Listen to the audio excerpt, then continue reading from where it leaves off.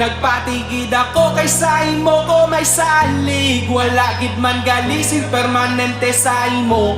Barkada mo gahambal di ka mayo nga bayi. Mapasalamat pa ako tani o galing. Wala ko mayo nga may natun-an sa imo. Hindi ko pagpahugagani. Wala si mo may nagapugong. Kung gusto mo maglakad